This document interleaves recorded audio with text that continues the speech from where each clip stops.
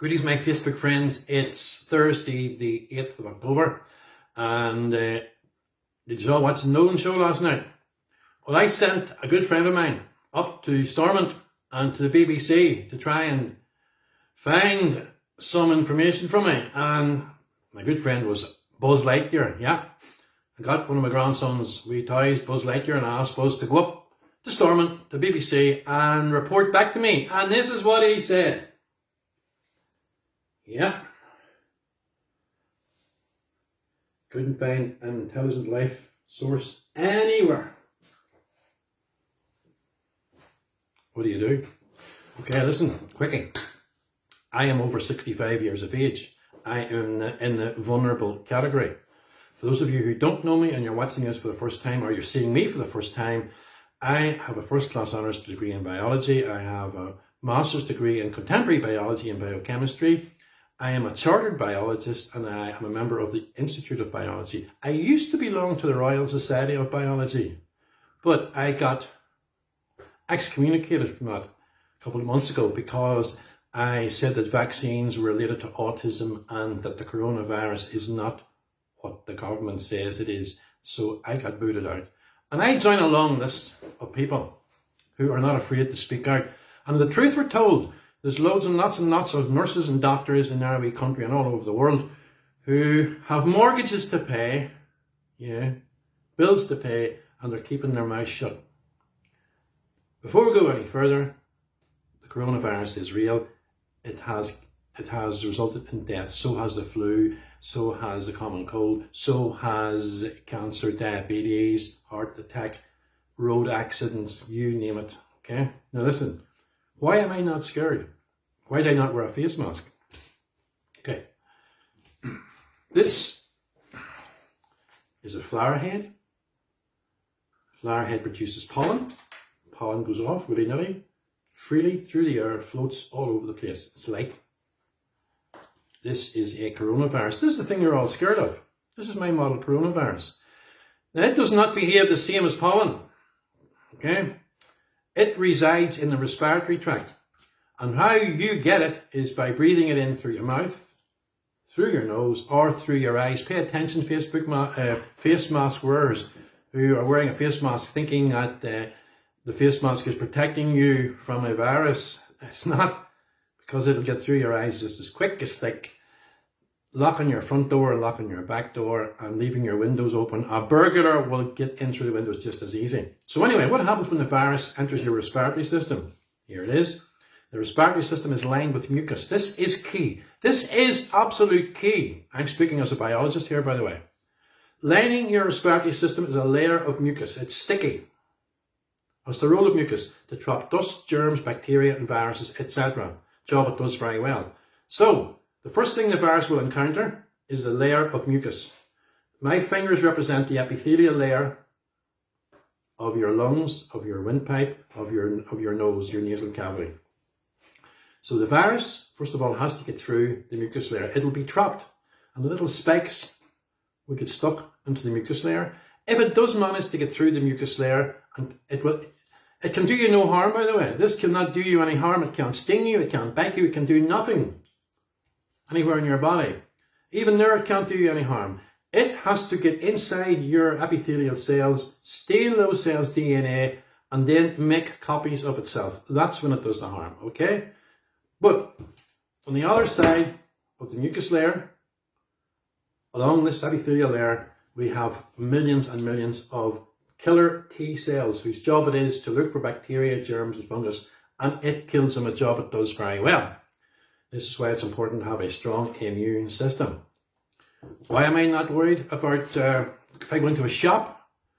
I don't wear a mask, but I look around me to see if someone is sneezing or coughing, because this virus cannot take wings and fly off like pollen. It is stuck to the mucus.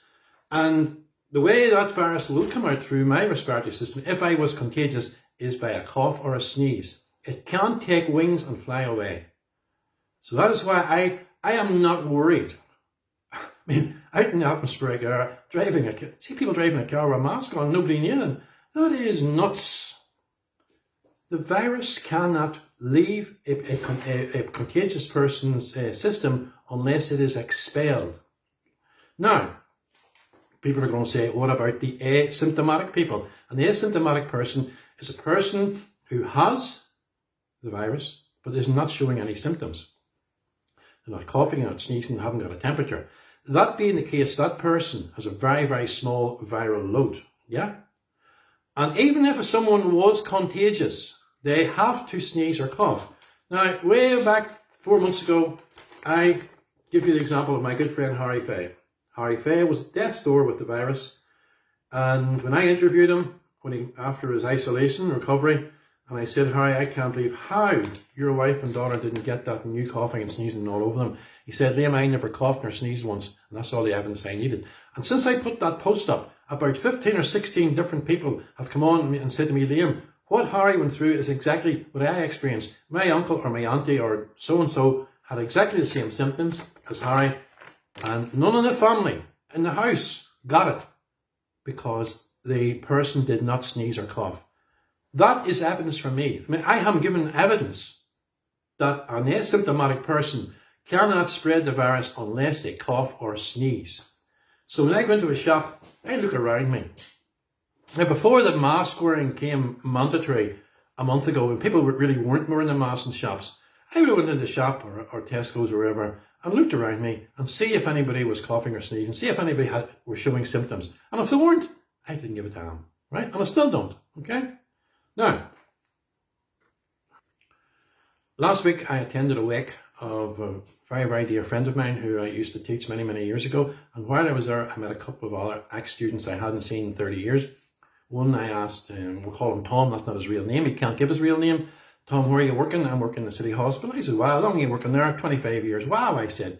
How many people in ICU? He said, well, Liam, at the start of this pandemic last March, they cleared out 10 floors in the city hospital for the COVID cases coming in. I says, okay, Tom, how many were there in the whole time period since from March to now? He said, Liam, none, not one, not one, not one. Another person, another student of mine, I said, well, Peter, not his real name, Peter, what are you doing, son? He told me, and he told me that his wife is a top lady in a care home in Armagh. Not going to mention any names. What I am about to tell you is a God's honest truth because I have it checked out. He said, Liam, about 2 or 3 weeks ago, we got some kits from the government to test elderly folk who were showing signs, blah, blah, blah, with a few left over. And we did one on Brian Robert Amley. Now, I know you're not supposed to give names out, okay? But they did a test on Brian Robert Amley, and they put the test kit in the envelope, sent it off under this name, and it came back positive. And the care home wasn't shut down, and there was no curfew. Do you know why? Because I have Brian Robert Amley with me right now. I live in apple country, and a very generous farmer brought 2 boxes of cooking apples down to the care home, told the cooks go away, make some apple tart, blah, blah, blah, for the inmates. And they swabbed, just for the sake of it, they swabbed a Bromley apple, put Brian Robert Amley name on the envelope, it came back positive. It came back positive. Came back positive. Now, where are I? Pause. Of the positive cases, now, Mr. Ram, Foreign Secretary, he's in a bit of trouble because he has said only 7% of the positive cases are really coronavirus cases. Right? Professor Carol Hennigan says the same thing. Now, here's the thing. Of the 7% of all those positive cases, 99.9% survive. This is not a death sentence. This wee country of ours has went through troubles for 25 years, and we didn't bow down to any terrorism or anything like that. We endured it. We said, come on, take it on. We took it on and we fought it. Yeah? And we now seem to be bowing down to this virus. I'm not bowing down to it, but I respect it. Yeah?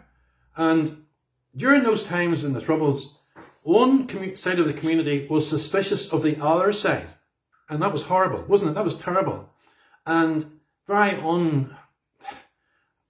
very, very bad vibes when you're suspicious of the other side.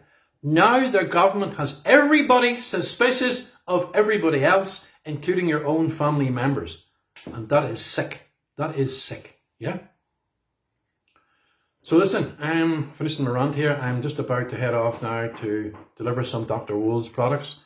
Dr. Wool's, this is what I take every day, Dr. Wool's. Yeah. I also take my zinc. I take my vitamin C. And I take my vitamin D3. And I am saying to the virus or the cold virus or any other bug or germ that's out there, come on, I'm ready for you. I'll take you on because I am ready for you. And you can be too, okay? Don't be panicking. Get your immune system. It's all down to your immune system. The good Lord has given you an army of soldiers to fight off any disease, any foreign invader that comes into your body, yeah? We have been evolving millions and millions of years. We have lived with viruses all our lives. This one's no different, but respect it. Yeah, respect it. Okay, my good friends. I look forward to your comments, and I'm going to put a little video up after this one here along the lines of Mr. Brian Robert Amley. Isn't that Mr. Nolan, Stephen Nolan? Are you listening to me? This is what you're basing all these lockdowns on positive cases. There's a positive case there. This apple should be quarantined. Nuts.